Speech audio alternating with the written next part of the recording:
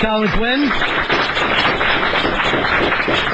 A man with his coat. He's here. He's ready to do the A man with his coat. Yeah. I'm actually so glad that you did this. When we started this, you were one of the first names that everybody talked about getting, because... And how long have you been on? 6 years. But you were one of the first names we talked about getting. Well, I'll say this. We've called your people. I know. My people are very shabby. Yeah, they are. And they act like, like you owe us money or something. They just... Yeah. They're dodging us. Well, I know. They do. But that's on my orders, probably. Sure. I'm a public recluse. It comes off that way. Yeah, I am. I'm always out doing comedy every night, yet I'm a recluse in a certain way. At the same time, you're too early to get into that. That should be like 3/4 of the week. We're going to do that. We're going to get there. Yeah, you don't want to open with, and that's how my father died. Because then we have nowhere to go.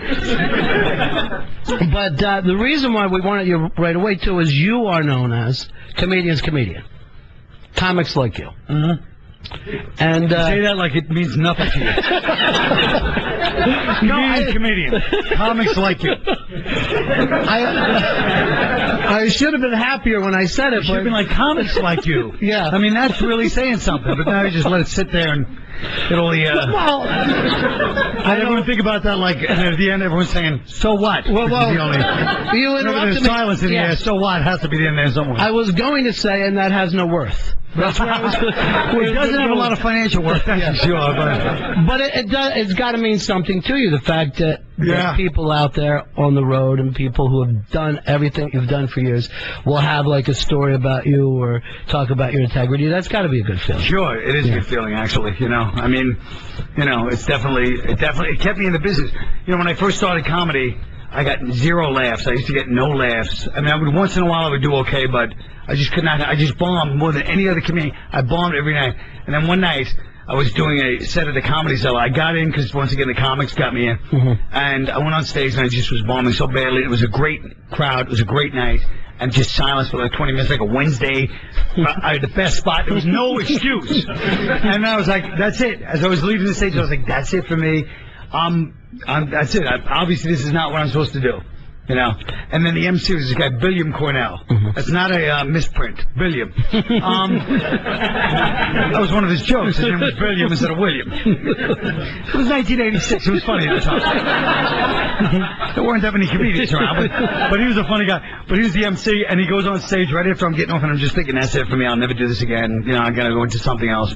And he goes, folks, that was the funniest comedy set you'll ever see, and you don't even know it. And that's like that kind of little support really helped keep me in the business. So that's another reason I love comedians, Well, I think... We're talking about how comedians love me. Yeah. Sorry, but I do think there's a certain part of that is like you don't normally tell jokes or have that comedian rhythm. You're not doing...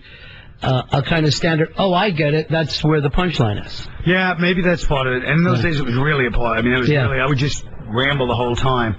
And, that's probably part of it. I'm not sure what it is, but the comedians have always been my biggest fans. Right. If only there were more of them. And they weren't notoriously cheap. There was 2,000 in every town. Yeah, exactly. I get like the 3 local guys when I do like improv in Cleveland, the 3 local guys that aren't paying, and they come in the back and you're like, hey man, you're really funny. This guy doesn't use me, it's all about them. They're like, yeah, this club owner's an asshole. I want to get out of Cleveland. Columbus is where I like to hit. But was there any point, like when you were younger and starting, that you thought to yourself, all right, what is like Dennis Miller or Jerry Seinfeld, guys that seem like they have a little more craft, or you just thought, I'm going to go my own path here? No, I never, actually Dennis Miller, to this day, this haunts me. It's funny you brought up Dennis Miller, because when I first started, I was probably in there for about 2 years, and Dennis Miller was like on Saturday Night Live, and he was a hero. He came to New York, he was like funny, but he was like still like on comedians' terms. He was like cursing, and it's like he was breaking all the rules the clubs held for us, and still like, they had to be so funny. And then he watched me a couple of times, and he literally came to a show with his date at the time, which was like a big giant deal, like 1987. And he came, or 88, and he watched me do a whole, like, hour. So it was my first, like, headlining stuff. And he sat there and watched me, and at the end, and it was, like, the biggest compliment in the world. And at the end of the show, he came up to me and he goes, Quinn, You're amazing, man. There's just something missing, and I can't put my finger on it. And to this day, I know that's true, and it drives me crazy. To this day, I would like to see him and ask him that sometime. Yeah. But he probably wouldn't even. I asked him once, like one time. I go, "What did you mean?" Like, I don't remember that, but it's like it still bugs me to this day. Well, it's the perfect line to torture any young comic. Yes, it is. But I mean, and he was coming. He was a fan. He was coming to see me, so I really believe he meant it in a good way. But it's like, but maybe if he didn't have his chick with him, he could have just focused on whatever that one thing was. I think you're right. Exactly. He had one foot. He's like, one thing's missing with you. And listen, man, what do you want? And it's like, he doesn't realize it's been tormenting me for like 22 years. Yeah. You know? Well, you were a Brooklyn guy, grew up a Brooklyn guy, and that still seems to be like a big part of everything of your act. And I mean, it's definitely a part of like I like neighborhoods. I still love the fact that everybody. I love like any stuff to do with like blocks or interaction. I mean, obviously now, like I even say, it's like Long Island is more like Brooklyn than Brooklyn in certain ways.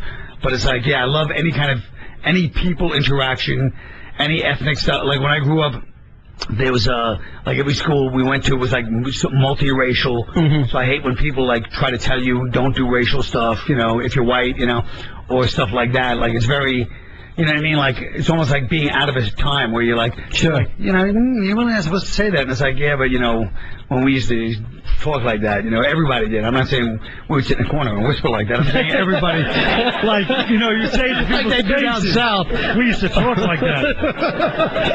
That's suddenly what happened. Right. So, suddenly BET pops up. No, but I mean, people would say things to each other's face, and it was all about like just respecting and insulting people, but being quick about it, and it was like ethnic mixed stuff. Well, here's the thing about you too. I think that there's a lot of comedians who will tell you how they were the funny guy in their neighborhood or whatever, but I think really funny people see humor in all the people in their neighborhood, and they see that some of these people are really hysterical, real physical characters. Yeah, I think definitely people on my block were this first play I used to do called Irish Wing. But that was all based on my neighbors, because, like, exactly, you see them every day, and they're so funny, But it's like, when you were little, like, some things that we thought were funny, like, I had a neighbor, Ray Pacello, and Ray Pacello, he'd come out, Ray Pacello, and he always tried to act like a badass, like, we had, of course, he was, like, the straight guy, and across the street, we had, like, the mob guy, who would come out and just, like, just, like, ask my mother out every day. It was like traumatizing. It's like, hey, Red. My mother had red hair, Like, Red, let's go get a steak dinner. I was like, oh. My mother's really like a gumav, and it's like a mob guy, like 7 years old. Because my mother was hot, I mean, relative. I say that objectively. Right. And But Ray Pacello, we used to laugh because we're like, this guy tries to be a tough guy. We didn't realize. Like one time he goes to us, fellas, I used to walk into it because he works for the IRS. And he goes, I walk into a place and I go, Ray Pacello, and he flashed this thing, IRS. And we all laugh because we're like little kids, like, ah, ha, ha, like it's the FBI. Meanwhile, people were probably more scared of him. Well, let me take a couple moments. I want to make sure we edit out Pacello out of the last 4 times. Why? He's probably passed away. Oh, you mean the IRS? A little slow, sorry. But so that's one of the things about you, that you were able to see that stuff at a very early age. And I don't think suburban kids get that as easy. You know what I mean? I don't think everybody mixes as much. I think they do now. In fact, I know they do now. You read yesterday's paper. The suburbs are more they're more multicultural than the city is in some ways now. But at the same time, I don't think they're on top of each other. They're kind of in their own yards or whatever. Yeah, to a degree. Yeah. To a degree. But I don't know. I mean, now I feel like it's different. But yeah, when I was a kid, it was definitely more that way. It seemed like, when we'd visit any cousins in the suburbs, we're like, wow, this is weird. Nobody's on the street, Yeah. Like L.A. is kind of like that, Yeah, it's a different way that you grew up. Yeah, people weren't just right next to each other. Everyone's on the sub-public transportation. Like, you didn't have school buses. You took the train to school or the bus to school. Right?